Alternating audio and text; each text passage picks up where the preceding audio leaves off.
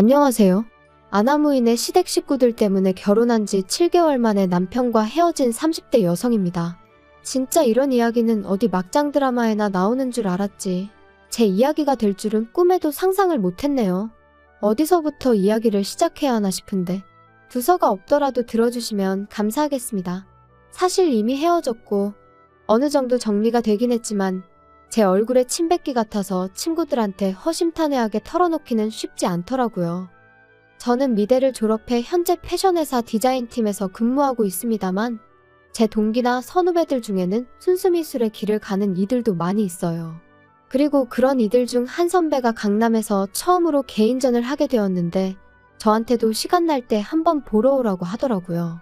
그래서 기왕이면 오픈하는 날 꽃이라도 사들고 가서 축하해줘야겠다는 마음으로 참석하게 되었는데 그때 남편과 처음 마주쳤습니다. 듣자 하니 선배랑 고등학교를 같이 다녔다고 하대요. 아무튼 남편 쪽에서 먼저 연락처를 물어봤는데 평소라면 솔직히 거절했을 테지만 선배 친구라니 거절하기가 좀 껄끄러웠어요. 그래서 설마 별일 있겠냐는 생각으로 알려주고 말았는데 그게 시작이었네요. 전시회 이후로 한 달쯤 지났을까? 모르는 번호로 연락이 왔어요. 전화는 아니고 문자로 그때 인사했던 누군데 기억하냐 뭐 그런 내용이었죠. 그런데 사실 저는 그 무렵엔 남편의 존재를 거의 잊고 있었거든요. 그래서 그런 문자가 반갑기보다는 당황스러울 뿐이었습니다. 하지만 역시나 이번에도 선배 친구라니까 나름대로 매너 있게 상대를 해야겠더라고요. 그래서 잘 지내셨냐와 같은 간단한 안부로 대답을 대신했어요. 그런데 남편이 자기가 며칠 있다가 저희 회사 근처에 올 일이 있는데 그때 만나서 식사나 같이 하면 좋겠다대요. 이때는 솔직히 좀 생각을 했죠. 내가 이 사람이랑 밥까지 먹어야 하나 싶기도 하고 한편으론 이거 데이트 신청인가 싶기도 하고 그래서 고민 끝에 선배에게 연락해 실은 이런 일이 있는데 어떤 사람이냐고 물었어요. 그랬더니 선배 말이 사람이 성실하고 괜찮은 사람이라며 원래 그렇게 여자한테 쉽게 관심 보이고 그러는 타입이 아니니 한번 만나봐도 나쁘지 않을 거란 식으로 이야기를 해주더라고요. 그래서 그럼 선배만 믿고 한번 나가볼게요 하고는 남편과 정식으로 첫 만남을 가졌습니다. 연락처를 물어볼 때도 그리고 문자에서도 어째서인지 당당함이 느껴지던 남편이었지만 막상 만나니 긴장을 한 건지 말도 좀 더듬고 떠는 게 느껴졌어요. 그리고 저는 오히려 청산유수 같지 않은 그의 태도가 마음에 들대요. 아무튼 그날의 만남 이후로 저희는 누가 먼저랄 것 없이 연락을 주고받기 시작하며 서로를 알아갔고 계절이 바뀔 무렵에는 어느샌가 연인 사이가 되어 있었습니다. 그리고 그렇게 사귄 지 3년 만에 결혼 이야기까지 주고받게 되었죠. 사실 남편과 저는 식성도 비슷하고 취미도 비슷했지만 무엇보다 서로를 가깝게 느낄 수 있었던 건 두 사람 다 아버지가 안 계셨거든요. 일단 제 이야기부터 해보자면 저희 아버지는 제가 중학생, 친정오빠가 고등학생일 때 교통사고로 세상을 떠나셨어요. 그리고 그때 슬펐던 거야 뭐 말로 표현을 하자면 정말 끝도 없죠. 생각난 김에 하는 이야기지만 그날은 제 생일을 일주일 앞두고 있던 날이기도 했어요. 그래서 아침부터 제가 아버지한테 내 생일 때 이것도 하고 저것도 하자며 엄청 떼를 썼거든요.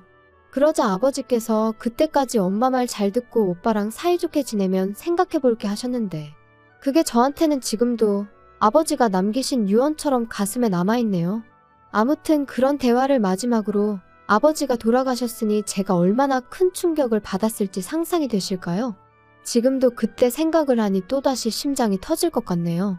물론 지금 제가 그런 이야기를 하자는 건 아니고요. 아무튼 그래도 아버지 돌아가시고 나서 저희 가족이 경제적으로 큰 고생은 안 했어요. 물론 위기가 있긴 했죠. 아버지가 하시던 사업을 하루아침에 전업주부이시던 어머니가 이어받으셔야 했으니까요. 하지만 아버지가 생전에 임직원분들을 잘 챙기셨다 들었거든요. 그리고 그 덕분에 저희 어머니께서 아무것도 모른 채로 대표 자리에 앉게 되자 다들 당신들 일인 마냥 두 팔 걷고 나서서 도와주셨다고요. 하지만 남편은 이미 헤어진 마당에 딱히 뭐라고 포장해주고 싶은 마음도 안 드네요. 일단 얼굴도 뵌 적 없는 분이지만 호칭이 마땅치 않으니 아버님이라고 하겠습니다. 남편이 말하길 아버님도 저희 아버지와 마찬가지로 남편이 어렸을 때 사업을 하시던 분이셨대요.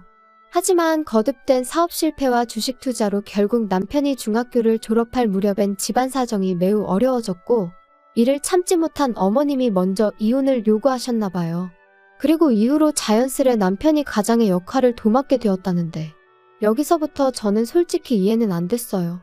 저희 집에도 오빠가 있었지만 어머니는 아버지가 돌아가셨을 때 오빠한테 공부 말고는 다른 부담을 주신 적이 없으셨으니까요. 남편은 자기 어머니가 이상한 게 아니라 저희 집은 돈이 있었고 자기 집은 돈이 없어서 그럴 수밖에 없었다고 했지만 여전히 이해는 안 됩니다. 게다가 더 이해할 수 없는 건 그렇게 어린아들에게 가장의 역할을 맡겨놓고 정작 어머님은 왕년에 그 시절을 잊지 못해 친인척들에게 돈을 꿔 쇼핑을 하는가 하면 멋대로 동네 가게 외상을 지고 다니시기를 반복. 그리고 그렇게 어머님이 치고 다니신 사고에 뒤치다꺼리는 전부 다 남편 몫이었던 모양이에요. 하지만 이런 환경에도 불구하고 남편과 결혼을 결심했던 건 저와 결혼할 때는 이런 상황이 어느 정도 정리가 되어 있었거든요. 남편과 제가 교제를 시작하고 얼마 지나지 않았을 때 외조부모님이 돌아가셨다는 이야기를 들었는데 알고 보니까 어머님 앞으로 1억 좀 넘는 돈을 남겨주셨던 모양이더라고요. 그래서 그 1억으로 여기저기 빚지신 거 갚으시고 남편에게도 1,000만 원을 주셨다는 거예요. 학자금 대출 갚는데 보태라면서요. 그래서 제가 남편한테 이렇게까지 말은 안 했지만 어머님이 정신을 차리셨나 보다고 다행이다 싶었죠. 그런데 제가 너무 큰 기대를 했던 걸까요? 돌이켜 생각해보면 이미 결혼 전부터 어머님의 언사는 도를 지나쳤었고 정상이 아니었어요. 그때는 그저 아들 가진 어머님의 귀여운 유세라고 생각하고 아버님이 안 계시니 어머님이 좀 더 세게 나오시나 보다고 생각하고 그랬는데 진짜 시간을 돌릴 수만 있다면 제가 제 머리를 쥐어받고 싶은 심정입니다. 시작은 상견례 자리에서부터였어요.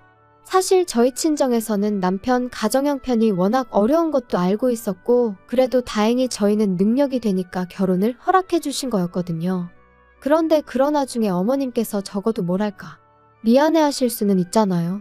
아무것도 못 해줘서 미안하다, 고맙다 이런 인사치레 정도만 해주셨어도 얼마나 좋았겠냔 말이죠. 하지만 어머님께선 정말 고개 빳빳이 드시고는 나는 나 먹고 사는 것도 힘들어서 해줄 수 있는 게 없다. 시동생도 하고 싶은 게 많다는데 하나 뒷바라지도 못 해주고 있으니 어쩌겠냐 하시며 솔직히 어쩜 저렇게 당당하실 수가 있나? 제가 다 민망하더라니까요. 게다가 결혼식장을 정하면서도 어머님의 불만은 끝이 없었습니다. 일단 저희 어머니가 사업을 하시다 보니 결혼식 규모는 제 의사와는 상관없이 어느 정도 크게 올려야만 했어요. 그리고 위치 또한 저도 남편도 서울에서 직장 생활을 하고 있었으니 서울에서 하는 게 맞다고 생각했고요. 그런데 어머님께서는 어머님 형제들이 다 충주에 사시니 결혼식을 충주에서 해야 한다는 억지를 쓰시질 않나, 그렇게 못할 것 같으면 버스를 대절해 달라질 않나. 들어오는 축의금 또한 당신이 뿌려서 수거하는 돈인 만큼 하나도 손 떼면 안 된다고 하시질 않나. 결혼식 당일날 보니 어머님 보고 온 하객은 30명도 안 되는 눈치였는데 말이에요. 그리고 결국 이때 저희 어머니께서 도저히 이 결혼은 못 시키겠다 하셨습니다. 그리고 저도 저희 어머니 뜻대로 하려고 했어요. 제가 이렇게까지 욕을 먹어가며 홀대를 받아가며 어머님 비위를 맞춰드려야 하는 건지 한마디로 현타가 왔었거든요. 그런데 남편이 저한테는 따로 말하지 않고 저희 어머니 회사로 찾아가 어머니 앞에서 무릎을 꿇었던 모양이에요. 자기 어머니가 돈에 한이 맺히신 분이라 그렇다며 장모님이 한 번만 이해해 주시면 안 되겠냐 하면서 그리고는 자기 어머니 때문에 제가 마음고생하는 일은 없도록 자기가 정말 중간에서 똑바로 처신하겠다고요. 게다가 남편은 저희 오빠도 따로 만나서 정말 죄송하다고 자기가 잘하겠다고 연신 허리를 숙여댔다니. 그래서 결국 저희 가족들이 그래도 남편 하나는 제정신이구나 생각하고 마음을 겨우 돌렸던 거죠. 저도 그런 남편의 정성에 한 번 더 믿어보기로 했던 거고요. 이후로 결국 저희는 서울에서 식을 올렸습니다. 버스는 대절해드렸지만 축의금은 식대정산하고 남은 것만 돌려드렸어요. 그랬더니 어머님이 당신 돈을 저희가 멋대로 썼다며 내용 증명을 보내시겠다는 억지를 쓰셨는데 이때는 저도 너무 짜증이 나서 그러세요 했더니 싸가지가 있네 없네. 그리고는 저더러 찾아오지도 마라. 연락도 하지 마라 꼴도 배기 싫다 하셔서 내하고 말았죠. 한편 친정 어머니께서는 제 앞으로 덜컥 7억짜리 집 한 채를 증여해 주셨습니다. 보아하니 남자 쪽에선 정말 아무것도 안 해오게 생겼고 원래는 입버릇처럼 네 능력으로 시집가라 하셨지만 솔직히 저도 사회생활한 지 10년도 안 됐던 데다가 모아놓은 돈이라곤 9천만 원이 전부였거든요. 그러니 어머니가 보시기에도 답이 없다 싶으셨는지 집을 해주신 거예요. 참고로 오빠 장가갈 때보다 더 비싼 집을 해주셨어요. 오빠는 나중에 사업체도 물려줄 거니까 그때 가서 너무 서운해하지 말라면서요. 참고로 이런 대화는 진지하고 심각한 분위기로 오간 것은 결코 아닙니다. 저는 처음부터 어머니 사업에는 관심이 없기도 했고요. 한편 이후로 그렇게 신혼살림을 꾸려나간 지 2달쯤 됐을 때였습니다. 2달 동안 어머님과 남편은 계속해서 연락을 주고받고 있었지만 저는 안 했어요. 하지 말라셨으니까요. 그리고 말이 나왔으니 말이지만 저도 결혼 전에 어머님 때문에 저희 친정어머니가 마음 고생하시는 것도 봤고 저희 친정어머니가 물론 저 좀 더 편하게 살라고 저 때문에 해주신 거지만 어쨌든 7억짜리 아파트를 해서 시집을 보냈으면 솔직히 어머님도 저희 친정어머니한테 고맙다는 말 한마디는 하실 수도 아니 하셔야 되는 거 아닌가요? 그런데 이런 방구도 없으셨으니 저라고 뭘 더 잘하고 싶은 욕심은 요만큼도 안 생기더라고요. 그래서 어차피 꼴도 보기 싫다 하셨지. 이래저래 할 이유가 없어서 연락을 안 드렸죠. 하지만 결국 답답한 건 어머님이셨던 모양이에요. 먼저 연락을 해오셨거든요. 집들이는 언제 할 거냐면서요. 어머님 말씀을 듣곤 어이가 없었습니다. 그래도 아들이 어떻게 해놓고 사는지 궁금은 하신가 보지 싶으면서도 한편으론 근사한 저희 집을 보여드리면 얼마나 좋은 사돈을 두신 건지 아시지 않을까 하는 유치한 생각도 들대요. 그래서 알겠다고 일주일 뒤에 오시라고 했어요. 참고로 아파트 들어올 때 리모델링까지 친정어머니께서 싹 해주셨거든요. 덕분에 현관부터 거의 호텔 같은 느낌이 나죠. 주말이 와도 밖에 나가고 싶은 생각이 안 들 정도로 너무 멋지다니까요. 아무튼 금세 시간은 흘러 약속한 집들이 날이었어요. 그런데 오시라곤 했지만 솔직히 제 마음이 다 풀린 것도 아니었고 저도 맞벌이를 하다 보니 음식을 한다거나 그럴 시간이 없더라고요. 그래서 집들이 전용 뷔페를 불러 세팅을 했고 그렇게 어머님과 시동생을 맞았죠. 그랬더니 역시나 음식을 직접 안 했다는 것부터 흠을 잡으시대요. 하지만 저희 어머님도 집에서 음식 안 해드세요. 연애하는 동안 남편이 매번 밖에서 저녁 식사를 해결하고 들어가길래 집에 가서 먹지 왜 맨날 사 먹냐니까 어머님이 음식하는 걸 별로 안 좋아하신다나요? 그래서 실제로 시동생도 맨날 편의점에서 사다 먹거나 자기가 대충 라면 끓여 먹거나 하는 일이 다반사랬어요. 그런데 그런 분이 저한테 집들이 음식을 직접 안 했다고 정성이 있네 없네 하시니 어이가 없었죠. 하지만 더 어이가 없는 일은 식사를 마치고 과일을 먹으면서 일어났어요. 어머님께서 분명히 남편에게 들어 알고 계셨을 텐데 이런 집은 얼마나 좋냐 하시더니 한 2억이면 사냐 그러시는 거예요. 아무리 세상 물정 모르신다고 해도 서울에 2억짜리 아파트라니. 순간 짜증이 좀 났지만 꾹 눌러 참으며 7억에다가 세금 내고 리모델링해서 실제로는 8억 정도 들지 않았을까 싶어요 했습니다. 그랬더니 어머님이 뭐? 8억? 아이고 돈이 썩어나네 썩어나. 그래서 니들만 이렇게 좋은데 사니까 밤에 잠도 잘 오고 좋냐? 시애미한테는 한번 전화를 해야겠다는 생각도 안 들고 말이지? 어머님이 하지 말라고 하셨잖아요. 그런데 했으면 또 화내셨을 거 아니세요? 그러자 잠깐 정막이 흐르고 어머님은 갑자기 나오지도 않는 눈물을 쥐어짜내며 끄끄거리는 소리와 함께 아들 둘 사람 구실하게 키워놓으면 나도 좀 사람답게 사는 날이 올려나 싶었는데 장남이 돼서는 혼자 살겠다고 이렇게 나가서 지만 번 듯한 집에 산다고 참 서글프다. 그러자 시동생이 거들듯이 또 한마디 했어요. 그러니까 형한테만 올인하지 말랬잖아. 이제 와서 누구 탓을 하겠어? 근데 형수도 그러는 거 아닙니다. 우리 형이 원래 이렇게 이기적인 사람이 아니거든요. 아무튼 할 말은 많은데 참는다. 참어. 근데 전 당황스러웠던 게 올인이나마나 남편이 자기 입으로 말하길 어머님한테 금전적으로 도움을 받은 건 그때 1,000만 원 받은 게 전부라고 했어요. 일단 대학에 들어간 이후로는 생활비부터 학비까지 아르바이트에 학자금 대출로 충당했고 덕분에 휴학과 복학을 반복해서 졸업도 거의 8년 만에 했다고 했거든요. 그런 와중에 시동생 용돈까지 챙겼다 들었고요. 그런데 도대체 뭘 올인을 했다는 거며 두 사람 다 뭐가 그렇게 서러운 건지. 하지만 남편이 보인 반응은 제 예상과는 전혀 달랐어요. 남편이 기껏 한다는 소리가 미안하다였으니까요. 자기가 정말 미안하다면서 방법을 찾아보겠다고요. 그리고는 조금만 참아달라고 그러는데 무슨 방법을 어디서 찾을 거며 뭘 조금만 참으라는 건지. 내가 지금 꿈을 꾸나 싶을 정도로 옆에서 남편과 어머님이 나누는 대화가 현실감이 없더라고요. 그리고 그렇게 얼떨떨하게 어머님과 시동생을 보내고 뒷정리를 하는데 남편이 저더러 얘기 좀 하자더니 자기도 실은 근래 두세 달이 편하고 좋기만 했던 것은 아니랍니다. 자기만 이렇게 넓은 집에서 편하게 살아도 되나 죄책감이 들어서 괴로운 날들이 많았다나요? 어이가 없어서 그래서 나더러 어쩌라는 거냐고 물었어요. 그랬더니 그래서 자기가 생각을 해봤는데 어머님하고 시동생하고 여기서 지내게 하면 안 되겠냐는 거예요. 그래서 제가 지금 뭐 합가라도 하자는 거냐, 나더러 어머님을 모시고 살라는 거냐니까 그건 아니랍니다. 그렇게 살면 서로 불편해서 어떻게 지내냐고, 그게 아니고 그냥 이 집 자체를 그대로 어머님하고 시동생한테 내주자는 거라나요? 그리고 우리는 저희 어머니 회사에서 나오는 사택이 있지 않냐며 거기 가서 살자고요. 어이가 없어서 남편더러 지금 그걸 말이라고 하는 거냐 했어요. 내가 왜 우리 엄마가 사준 이 집을 어머님한테 내드려야 되냐고요. 그랬더니 한다는 소리가 어머님이 사시면 얼마나 사시겠냐면서 어머님이 아버님이랑 이혼하시고 마음고생 정말 많이 하셨다고, 외조부모님이 주고 가신 얼마 안 되는 돈도 주변 사람들한테 다 뺏기고 빌려 쓴 걸 갚아놓고 뺏겼다고 생각하더라고요. 어머님이야 워낙에 돈의 개념이 없으시니 그렇게 표현하셨다 치더라도 남편마저 속으로 그런 생각이었던 걸 알고 나니 소름이 쫙 끼치는 게 아무튼 거기서 끝이 아니었어요.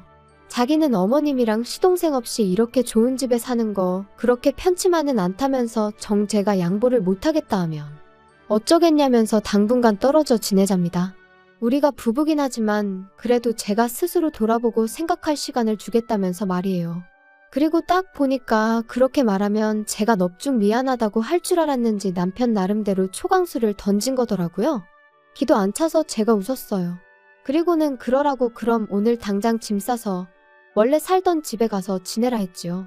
그리고 나는 뭐 생각이 딱히 달라질 것 같지는 않으니 계속 떨어져 지내자고요. 그랬더니 남편도 그제서야 아차 싶었는지 내가 무슨 뜻으로 하는 말인지 지금 몰라서 이러는 거야? 진짜 왜 그래? 이렇게 기싸움 하자는 게 아니잖아. 아니면 우리 어머니랑 동생 지낼 수 있게 이렇게 비싼 집 바라지도 않아. 서울 변두리도 괜찮으니까 아파트 하나만 구해드리자. 응? 그러니까 내가 왜 그렇게까지 해드려야 하냐고. 진짜 막말로 오빠라도 잘 살게 되었으면 어머님도 도련님도 나한테 고마워해야 하는 거 아니야? 하나를 해주면 두 개를 바란다더니 정말 그 말이 딱이네. 이제 더는 신경 쓰고 싶지도 않으니까 그만 내 집에서 나가줘. 솔직히 결혼한 지 3개월, 혼인신고도 아직 하기 전이었어요. 안 하려고 안 한 게 아니라 남편이 그래도 어머님하고 제 사이가 어느 정도 풀어지고 그리고 나서 혼인신고 하러 갑니다 하고 인사는 드리고 했으면 좋겠다 해서 안 한 건데 생각해보면 그나마 남편이 저에게 좋은 일 하나 해준 거네요. 그래도 여전히 짜증은 납니다. 어차피 제 결혼식에 올 사람은 다 왔으니 혼인신고 안 했다고 이혼은 아니에요 말하는 건 제가 못하겠거든요. 그리고 남자친구는 결국 별 수 있나요? 친정어머니의 저희 오빠까지 나서니까 자기도 어쩔 수가 없다 싶었는지 본가로 돌아갔어요. 그런 와중에도 어머님은 어찌나 꼿꼿하시던지 저더러 돈 몇 푼 아끼려다가 대단한 당신 아들을 놓친 거라며 저더러 불쌍하답니다. 사람이 셈을 그렇게 못해서 어쩌냐고요. 저 정도면 정신병 아닌가 싶어서 더는 상대 안 했어요. 살다 보면 누가 정말 셈을 못한 건지 알게 되겠지요. 아닌 게 아니라 남편은 벌써 알아차렸는지 2, 3일에 한 번씩 자기가 반성 많이 하고 있다고 마음 풀리면 연락 달라는 헛소리를 해대고 있거든요. 생각하면 할수록 제가 그때 결단을 내리지 않았다면 지금쯤 밑빠진 독에 물 퍼부으며 살고 있었겠다 싶어요. 게다가 남편은 하루라도 빨리 애부터 갖자는 주의였으니 생각할수록 소름만 끼치네요. 아이까지 있었으면 정말 발 빼기가 곤란했을 테니까요. 아무튼 돌아가신 아버지가 보다 못해 저를 도와주신 건 아닐까 싶기도 하고 여러 가지 생각이 드네요. 이제 정말이지 저를 진심으로 아껴주고 사랑해주는 사람들에게 부끄럽지 않게 똑똑하게 살아야겠어요.